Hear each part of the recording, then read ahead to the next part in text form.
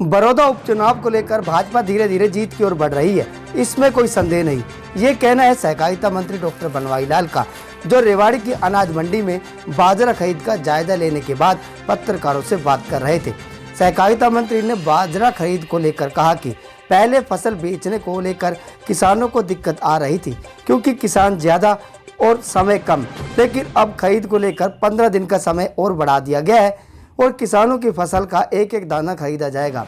उन्होंने रेवाड़ी के माजरा में बनने वाले एम्स पर पूछे गए सवाल के जवाब में कहा कि जमीन मुआवजे को लेकर किसान और सरकार के बीच जो अड़चन आ रही है, उसे किसानों की सहमति से बैठकर जल्द ही सुलझा लिया जाएगा और जल्द ही इलाके को एम्स मिलेगा।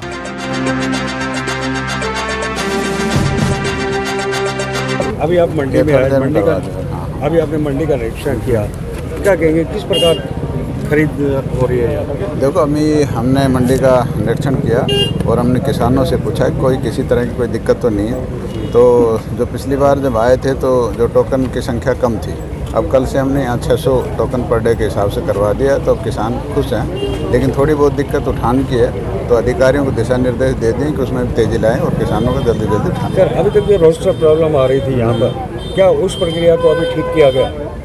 रोस्टर क्या मतलब?